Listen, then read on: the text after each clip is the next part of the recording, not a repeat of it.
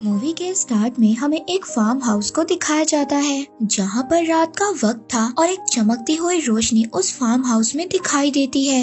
ये चमकती हुई रोशनी कोई और नहीं बल्कि एक मैजिकल क्रिएचर था। अब जब सुबह होती है तो फार्म का ऑनर ये देखता है कि उसके फार्म को किसी ने बर्बाद कर दिया है। अब उस ऑनर को बहुत ज्यादा गुस्सा आता है क्योंकि ये सब उस रोशनी की वजह से हुआ था। अब फार्म का ऑनर अपने तीनों बेटों को बुलाता है और कहता है कि अब तुम तीनों को इस फार्म की पहरेदारी करनी होगी। और यहीं पर हम ऑनर के सबसे छोटे बेटे जॉन को देखते हैं। जॉन को सभी निकम्मा समझते थे और उसके बड़े भाई भी उसकी अच्छाई का फायदा उठाते थे। जॉन के भाई उसको अकेले ही पहरेदारी करने का कहते हैं। जॉन भी इस काम के लिए मान जाता है और पहरेदारी के लिए अकेला ही तैयार हो जाता है। अब जब जॉन फार्म पर बैठा हुआ था तो अचानक से वहाँ पर उसको कुछ आवाज सुनाई देती है। वो अपने पीछे मुड़कर देखता है तो उसके पीछे एक व्हाइट कलर का घोड़ा खड़ा था। जॉन को अपनी आंखों पर यकीन नहीं होता कि उसने इतना बड़ा और सफेद कलर का घोड़ा देखा है। अब वो उस घोड़े को पकड़ने की कोशिश करता है। एक रस्सी वो घोड़े पर डाल देता है। अब वो घोड़ा तेजी से भागने लगता है मगर तभी जॉन उस रस्सी को पकड़ लेता है, जिस वजह से जॉन भी उस घोड़े के साथ आगे चला जाता है। मगर जब घोड़ा थोड़ा सा आगे जाता है तो वो अनबैलेंस हो जाता है और दलदल में गिर जाता है। अब जॉन उस घोड़े की मदद करता है, उसको दलदल से बाहर निकाल लेता है।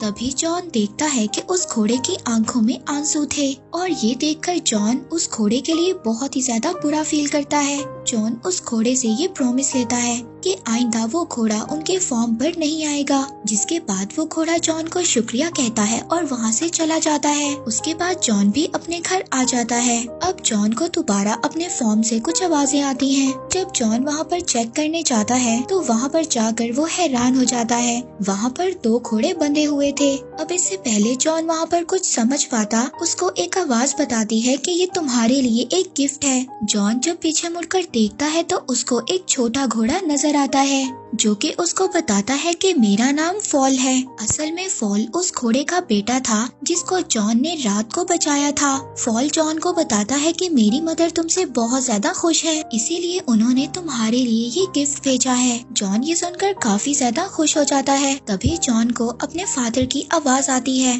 अब जॉन जल्दी से बाहर आता है और अपने फादर को बाहर रखने की ही कोशिश करता है ताकि वो अंदर न चले जाएं। अब जॉन अपने फादर के जाने के बाद फॉल पर बैठ जाता है और फॉल बहुत ही तेजी से भागता है। उसकी स्पीड को देखकर जॉन बहुत ज्यादा हैरान हो जाता है। अब एक जगह पर पहुंचकर फॉल सीटी बजाता है। अब फॉल की सीटी को सुनकर स्टेबल में खड़े हुए 2 घोड़े भी उनके पास आ जाते हैं। जॉन ये सोचता है कि वो इन घोड़ों को मार्केट में ले जाकर बेच देगा। जॉन उन घोड़ों को मार्केट में लेकर जाता है तो उन शानदार घोड़ों को लोग देखकर हैरान हो जाते हैं। किसी ने भी ऐसे शानदार घोड़े कभी नहीं देखे थे। यहाँ पर काफी ज्यादा लोग जॉन से घोड़ों को खरीदने की बात भी करते हैं। अब फॉल भी जॉन को ये कहता है कि वो ये दोनों घोड़े उस बूढ़े आदमी को बेच दे, मगर जॉन ये दोनों घोड़े किंग को ही बेचना चाहता था। जब किंग वहाँ पर आता है तो उसको भी ये दोनों घोड़े बहुत ज्यादा पसंद आते हैं, मगर किंग का मिनिस्टर उससे कहता है कि उसको ये दोनों घोड़े चोरी के लग रहे हैं। किंग इसी बात का फायदा उठाकर बगैर पैसों के जॉन से वो दोनों घोड़े ले लेता है। जॉन किंग से जो पैसों की बात करता है तो किंग उसको बगैर जवाब दिए वहाँ से चला जाता है। फॉल यहाँ पर जॉन को डांटता है और कहता है कि मैंने तुम्हें कहा था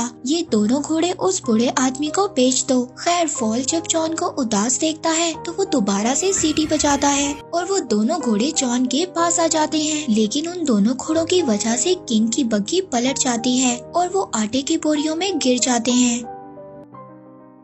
अब किंग को इस बात से बहुत ज्यादा गुस्सा तो आता है, मगर किंग चैम्बर की वजह से कुछ भी नहीं कहता और वो जॉन से इन घोड़ों की कीमत लगाने का कहता है। जॉन उन घोड़ों की बहुत ही ज्यादा कीमत लगाता है, जिस पर किंग के लोग उसको सजेस्ट करते हैं कि वो जॉन को अपने पास ही काम करने के लिए रख ले, क्योंकि जब जॉन यहाँ पर रहेगा तो किंग अपनी बेइज्जती का बदला भी ले सकते हैं। जॉन भी उनकी बात को एक्सेप्ट कर लेता है और वहाँ पर रहकर किंग के कामों को करने लगता है। अब किंग का असिस्टेंट किंग से कहता है क्यों ना हम जॉन से एक फिनिक्स बर्ड को बुलवाएं। वो एक फायर बर्ड था और उसको लाना बहुत ज्यादा मुश्किल था। अब किंग का असिस्टेंट ये कहता है कि उसको लाना बहुत मुश्किल है और जॉन उसको कभी भी ला नहीं सकेगा और तभी आप जॉन को मौत की सजा सुना देना। अब किंग को अपने असिस्टेंट का आइडिया बहुत अच्छा लगता है। किंग अब ये सब जॉन से कहता है। जॉन भी इस बात के लिए तैयार हो जाता है। अब फॉल को जब ये बात पता चलती है तो वो जॉन से कहता है कि ऐसा करना बहुत ही ज्यादा खतरनाक है, क्योंकि जिसने भी ऐसा किया है और जो भी उस बर्ड की तलाश में गया है कभी भी वापस नहीं आया। मगर जॉन ने ये चैलेंज एक्सेप्ट कर लिया था, इसलिए वो पीछे नहीं हट रहा था। अब फॉल को भी जॉन की मदद करना थी, इसीलिए अब वो जॉन को एक जंगल में ले जाता है, जहाँ पर वो उसको एक ड्रीम नट दिखाता है। वो जॉन को बताता है कि ये फायर बर्ड के स्पेशल नट्स हैं और वो इनको बहुत ज्यादा पसंद करता है। मगर ये नट्स ऐसे हैं जैसे ही वो फायर बर्ड इनको खाएगा वो गहरी नींद में सो जाएगा, जिसके बाद हम उसको आसानी से पकड़ लेंगे। जिसके बाद अब ये दोनों उस जगह पर पहुंच जाते हैं जहां पर फायर बर्ड रहता था। फॉल उसको ये भी बताता है कि फायर बर्ड जमीन के नीचे रहता है। अब वो उस जगह पर कुछ नट्स को फेंक देते हैं और उस फायर बर्ड के बाहर आने का वेट करते हैं। अब जैसे ही वो फायर बर्ड नट्स की खुशबू सूंघता है तो वो जमीन से बाहर आ जाता है। अब वो फायर बर्ड मजे से उन नट्स को खा लेता है, जिसके बाद वो बेहोश हो जाता है। अब जैसे ही जॉन उस फायर बर्ड को पकड़ने जाता है तो वो दोबारा से जिंदा हो जाता है। अब वो फायर बर्ड जॉन के पीछे पड़ जाता है। वो उनको पकड़ने के लिए जॉन और फॉल के पीछे भागता है, जिसकी वजह से पूरे आइलैंड पर आग लग जाती है। उस फायर बर्ड ने जॉन और फॉल को पकड़ लिया था, जिसके बाद जॉन अपने पास आखिरी नट पड़ा हुआ उसकी तरफ फेंक देता है। जैसे ही वो फायर बर्ड उस नट को खाता है वो बेहोश हो जाता है। अगली सुबह जब वो जागता है तो उसको पता चलता है कि उन लोगों ने उसको चेन में कैद कर लिया था। जब जॉन उस फायर बर्ड की तरफ देखता है तो वो ये देखता है कि उसकी आंखों में आंसू थे। ये देखकर जॉन को बहुत ज्यादा बुरा फील होता है, जिसकी वजह से वो उस फायर बर्ड को आजाद कर देता है। जैसे ही वो फायर बर्ड आजाद होता है वो अपने पंख फैलाकर वहाँ से उड़ जाता है और जाते हुए वो अपना एक पंख जॉन को दे देता है और वो पंख हीट की वजह से ग्लो कर रहा था। फॉल जॉन को कहता है कि किंग अब तुम्हें नहीं छोड़ेगा, मगर जॉन फॉल से कहता है कि शायद वो इस पंख से किंग को ये यकीन दिलवा दें कि उन्होंने फायर बर्ड को पकड़ा था। जब वापस जॉन किंग के पास जाता है तो किंग जॉन की किसी भी बात पर यकीन नहीं करता। अगले ही दिन जॉन को मौत की सजा के लिए लाया जाता है। जॉन वो पंख निकालकर सबको दिखाता है, मगर वो पंख अब ग्लो नहीं कर रहा था और किंग जॉन को मारने का कहता है। जब किंग जॉन को मौत की सजा देने लगता है तभी वहाँ पर फायर बर्ड आ जाता है, जिसको देखकर सभी लोग बहुत ज्यादा हैरान होते हैं और वहाँ पर इकट्ठे सभी लोगों को जॉन की बातों पर यकीन आ जाता है, जिसकी वजह से अब किंग को जॉन की सजा खत्म करनी पड़ती है और साथ ही जॉन को किंग प्रमोशन भी दे देता है। इस बात पर किंग और भी ज्यादा गुस्सा होता है। अब वो अपने मिनिस्टर को कुछ और प्लान सोचने का कहता है। बहुत ज्यादा सोचने के बाद किंग का मिनिस्टर उसको एक आइडिया देता है। वो कहता है कि क्यों ना हम इस बार जॉन को एक माउंटेन की प्रिंसेस को लाने भेजें। पहले तो जॉन इस बात पर कामयाब नहीं होगा और अगर वो ऐसा कर लेता है तो इसमें आपका ही फायदा है। आप उस प्रिंसेस से शादी कर लेना, दोनों ही तरफ में आपका फायदा है। किंग को ये आइडिया बहुत ही ज्यादा पसंद आता है और वो जॉन को इस मिशन पर भेज देता है। अब जॉन उस सार माउंटेन पर पहुंच जाता है जहां पर वो प्रिंसेस रहती थी। वो देखता है कि माउंटेन पर कैसल के अंदर जाने का रास्ता एक बहुत ही मोटी बर्फ से बना हुआ है, जिसको तोड़ना बहुत ही ज्यादा मुश्किल था। तभी अचानक से वहाँ पर फायर बर्ड का एक पंख उड़कर आता है और उस बर्फ की दीवार में लग जाता है, जिससे वो दीवार टूट जाती है, जिससे वहाँ पर एक पानी का सैलाब आ जाता है। फॉल उसमें बहकर नीचे गिर जाता है और एक स्नो बॉल की तरह माउंटेन से नीचे गिर जाता है। जॉन अब कैसल के अंदर जाता है। उसको वहाँ पर बहुत ज्यादा लड़कियाँ नजर आती हैं और वो सभी लड़कियाँ सो रही थी। अब उनमें से असल प्रिंसेस कौन सी थी ये जानना बहुत ही ज्यादा मुश्किल था, लेकिन उस फायर बर्ड का एक पंख खाकर एक लड़की के पास गिर जाता है, जिससे कि जॉन ये बात समझ आता है कि वही लड़की प्रिंसेस है। जॉन उस लड़की की खूबसूरती को देखकर हैरान हो जाता है और उसको बताता है कि उसके किंग उससे शादी करना चाहते हैं, मगर वो लड़की जॉन से कहती है कि अगर तुम्हारे किंग इतने ही ज्यादा बहादुर होते तो वो मुझे यहाँ पर खुद लेने आते।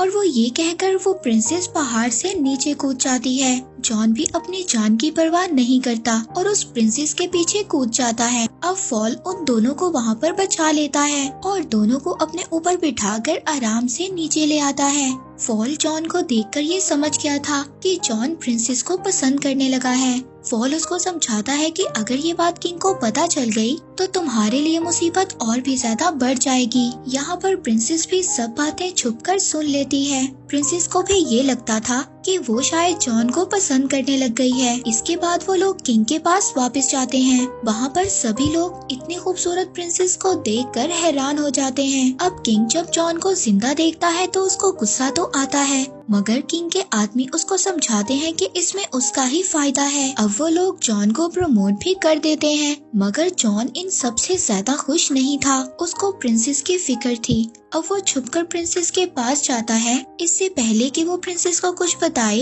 किंग के लोग आकर प्रिंसेस को वहाँ से ले जाते हैं। अब किंग प्रिंसेस को शादी के लिए प्रपोज करता है, मगर प्रिंसेस उससे कहती है कि वो एक शर्त पर शादी करेगी कि अगर वो प्रिंसेस को वो रिंग ला कर दे जो उसकी दादी की थी। और वो रिंग एक समंदर में गिर गई थी और वो रिंग जब तक उसके पास नहीं आ जाती वो शादी नहीं कर सकती। अब प्रिंसेस की बात से किंग वहाँ पर परेशान हो जाता है, मगर तभी वहाँ पर जॉन आता है। जॉन को जब किंग देखता है तो ये काम भी जॉन को कह देता है। जॉन फॉल से उस किंग के बारे में बात करता है, मगर फॉल उसको कहता है कि उस रिंग के बारे में उसको कोई भी नॉलेज नहीं है। मगर फॉल इस बारे में अपनी मदर से बात करता है। वो उसको बताती है कि वो रिंग वेल के पेट में है, जो वेल उनको समंदर के बीच एक आइलैंड के पास मिलेगी। अब जॉन फॉल के साथ जाता है, मगर वहाँ पर कुछ बर्ड्स के टकराने से फॉल नीचे गिर जाता है और पता चलता है कि जॉन उस वेल तक पहुँच गया है। जॉन पानी के नीचे बड़ी बड़ी जंजीरों को देखता है और उन जंजीरों से बंधी हुई एक बहुत बड़ी वेल को देखता है। जब जॉन पानी से बाहर आता है तो फॉल उसको बताता है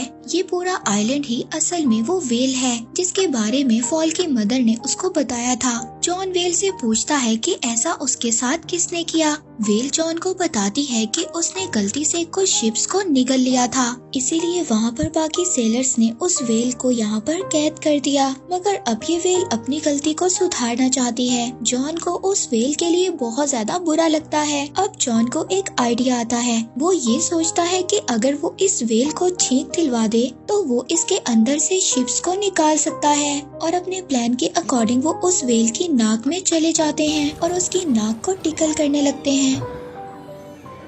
तभी उस वेल को एक बहुत बड़ी छींक आती है और वो सभी शिप्स उसके अंदर से बाहर आ जाती हैं। जिसके बाद ये वेल उस समंदर के अंदर दोबारा चली जाती है। उस वेल के जाने के बाद जॉन को वो रिंग याद आती है और जॉन उदास हो जाता है क्योंकि वेल अब जा चुकी थी। मगर तभी वहाँ पर एक क्रैब रिंग को लेकर आ जाता है और वो जॉन को बताता है कि ये वेल ने उसके लिए भेजी है, क्योंकि वो वेल दिल की बातों को जान लेता है। इसके बाद वो रिंग को लेकर प्रिंसेस के पास जाते हैं, जहाँ पर उनकी नजर उस फायर बर्ड पर भी जाती है जिसको किंग ने बिल्डिंग से बांध दिया था। जॉन प्रिंसेस को वो रिंग देता है, जिसे देखकर वो ये समझ जाती है कि जॉन उसके लिए कुछ भी कर सकता है। उधर दूसरी तरफ किंग का आदमी फॉल को दूरबीन से देख रहा था। उसको बोलता हुआ जब वो किंग का आदमी देखता है तो उसको ये लगता है कि फॉल एक डेविल है। वो सभी लोग वहाँ पर फॉल को पकड़ने जाते हैं और इसी दौरान किंग भी उठ जाता है। वो जब फॉल को प्रिंसेस की विंडो पर देखता है तो वो फॉल को शूट कर देता है और जॉन चाहकर भी फॉल को बचा नहीं पाता। इसके बाद किंग ये ऐलान करता है कि जॉन को प्रिंसेस के किडनैप करने के जुर्म में नौकरी से निकाला जाता है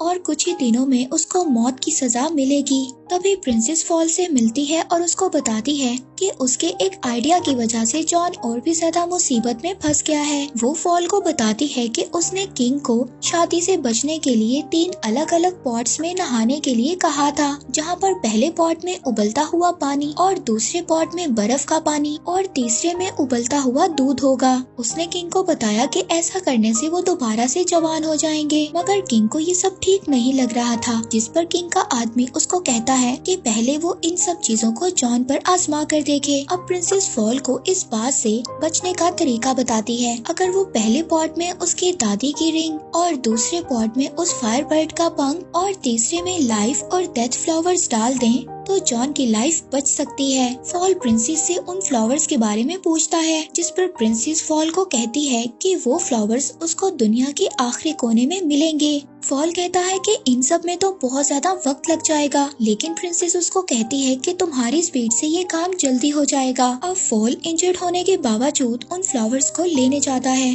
और अगली सुबह वो पॉट्स भी तैयार हो जाते हैं और यहाँ पर किंग ये सोचता है कि यही सही वक्त है सबको ये बताने का कि वो कितना रहमदिल है। वो सबको ये बताता है कि ये प्रोसेस असल में जॉन को दिया हुआ दूसरा मौका है, क्योंकि वो अगर इन सब में कामयाब हो गया तो वो जॉन को आजाद कर देंगे। इसके बाद वो जॉन को उस पॉट में धकेल देता है और प्रिंसेस भी चुपके से अपनी रिंग उस पॉट में डाल देती है और उस रिंग के मैजिक से जॉन सही सलामत पहले पॉट से निकलकर दूसरे पॉट में गिर जाता है। ये सब देखकर वो फायर बर्ड चिल्लाने लगता है। उस फायर बर्ड की आवाज उस कैद हुए पंख तक पहुंच जाती है और वो वहां से निकलकर फौरन ही दूसरे पॉट में गिर जाता है, जिसके बाद जॉन तीसरे और फाइनल पॉट में गिरता है। प्रिंसेस फॉल के आने का इंतजार कर रही थी। दूसरी तरफ हम देखते हैं कि फॉल उस फ्लावर तक पहुंच गया था, लेकिन उस फ्लावर को तोड़ने से पहले फॉल को ये पता चलता है कि इस फ्लावर को जो भी तोड़ेगा उसकी डेथ हो जाएगी। लेकिन इस बात की परवाह किए बिना वो उस फूल को तोड़ लेता है। उधर बाकी सब लोगों को ये लग रहा था कि जॉन मर गया है और वो सभी लोग उदास होकर वहाँ से जाने लगते हैं, पर तभी वहाँ पर फॉल आ जाता है